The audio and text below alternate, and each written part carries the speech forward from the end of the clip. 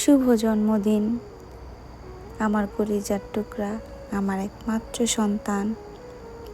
আজকের দিনটা আমার কাছে অনেক স্পেশাল, কারণ আজকে আমার সন্তানের জন্মদিন। 2022 সালের আজকের এই দিনে 19শে অক্টোবর তুমি আমার কোল আলো করে এই দুনিয়াতে এসেছিলে। এই জার্নিটা অত সহজ ছিল না।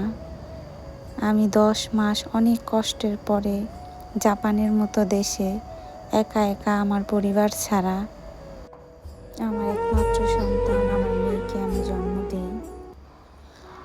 জন্মের প্রায় 6 মাস আমি রাতের বেলা ঘুমাতে পারিনি, কেননা আমার মেয়ে রাতে ঘুমাতো না, দিনের বেলা ঘুমাইতো, সারা রাত জাগনা থাকতো।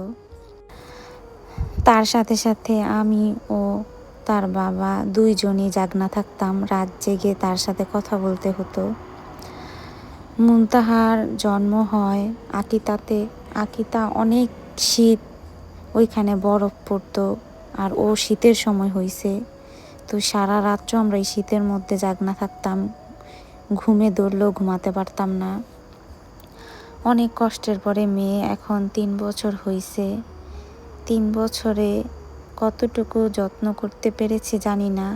এই সমস্ত কিছু আমি রেখেছি আমার মেয়েকে বড় হয়ে সে যেন দেখতে পারে সে কেমন ছিল, তাকে কিভাবে বড় করেছি, তার ছোটবেলার সমস্ত ছবি স্মৃতি আমি রেখে দিয়েছি। আজকে জন্মদিনে আমি আমার মেয়ের জন্য একটি দোয়াই করতে চাই। আমার মেয়েকে যেন আল্লাহ হাজার হাজার বছর বাঁচিয়ে রাখে, সুস্থ রাখে। যেহেতু আমরা জাপানে থাকি, আমার মেয়েকেও জাপান বড় করার ইচ্ছা আছে, আল্লাহ যদি চায়।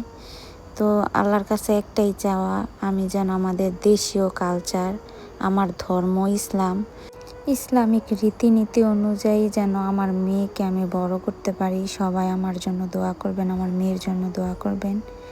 আল্লাহ হাফেজ।